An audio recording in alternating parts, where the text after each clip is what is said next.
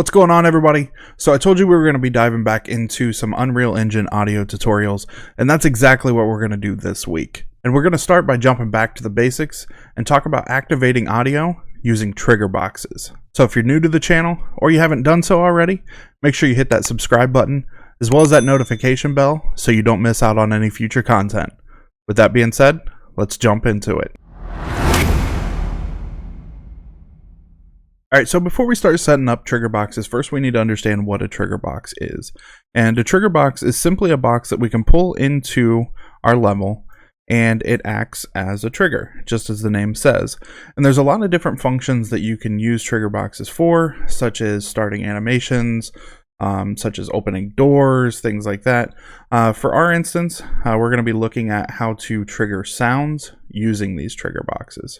So with our trigger box pulled into the scene, we can start setting up a very basic audio trigger. Now to do this, we can just come up here to our blueprint, and we're going to open our level blueprint. And because we have that box trigger selected, we can actually just go ahead and right click here. And now we have some events at the top, which we can call towards that trigger box. So we're going to go ahead and add an event, and we're going to do a collision. And we're just going to do it so that whatever happens when our actor begins to overlap, it triggers whatever sequence we're talking about. So I'm going to go ahead and add an on-actor begin overlap event. And that's going to go ahead and put that node there for us. And we can simply just pull off here and do a play sound at location, which is going to give us our play sound node. And we can just select an asset, and for just the sake of doing this, I'm going to go ahead with the explosion, and then we can compile that and save it.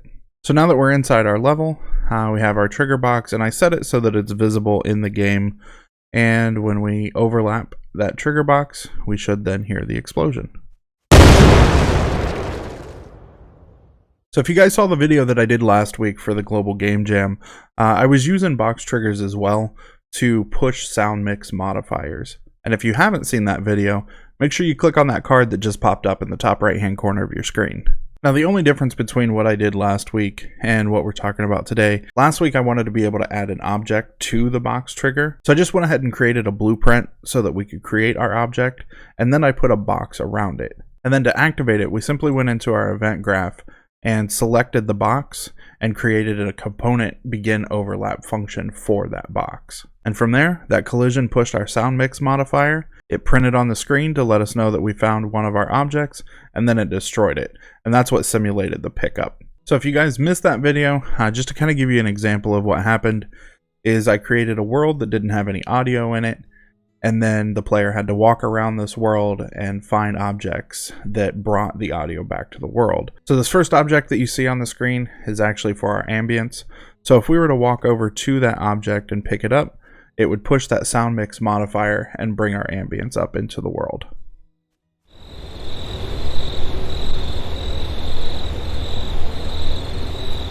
So lastly, I wanted to give you guys another example of how this can be used in a game type application. And for this one, what I did was I used the trigger box to actually trigger a sequence of events that audio just happens to be a part of. So for this example, I just went ahead and loaded up one of the preset maps that comes with the Infinity Blade assets. And if we come down here to this kind of ledge area, I've already got it set up so that we have a trigger box here, and we've got our player start. And what's going to happen is the player is going to, once they get to this ledge, they're going to see this cube that's kind of floating off in the distance, and they're going to be like, well, how do I get to it? Well, they're going to walk through this trigger box, which is going to cause the camera to shake. It's going to play kind of a concrete rumbly sound. I just pulled a sound in for the effect, and it's going to take this platform that we actually have hidden down underneath the water, and it's going to cause it to raise up and then be in place so that the player could collect that box. But the whole point of this is to show that we're using a trigger box that's including audio, but it's all part of one sequence. So I'm going to go ahead and play this for you, and then I'll open up the blueprint and show you how I made it. All right, so you can see that we've got our cube floating out in the area, and if we walk through here, we get the camera shake, the sound of something happening, and then our platform raises up. and then we can come collect our box. So in our blueprint for the box trigger that I have set up, let's go ahead and zoom in here. And so it all starts with the on actor begin overlap with our trigger box. And from there, I've got it running into a do once, which causes the camera to shake. And the reason that I have a do once is, let's say the player goes out onto that platform, they collect the cube, and then they're walking back. We don't want it to then repeat the camera shake and the sound. But after that camera shake, it does play the sound at the location, which is an earthquake tremor sound that I just pulled in. You would obviously want to pull in a better sound if you were making a game, but I just wanted to throw something in there to kind of give you the example. And then it's going to play a movie sequence that I made, which is the platform coming up out of the water. And then for the cube, again, I've got an actor on hit, which is the player hitting the cube. It destroys the actor, so it seems like a pickup. And then it plays a sound to kind of simulate collecting that cube.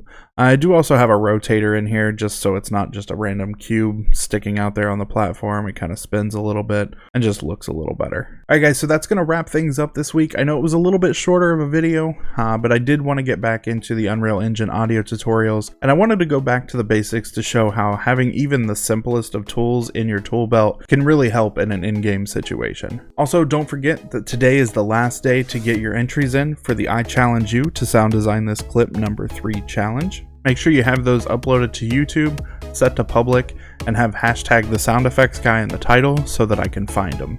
I'll be pulling those entries together as well as announcing challenge #4 very soon.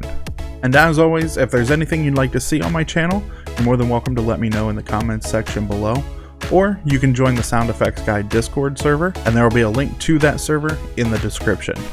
Until next time.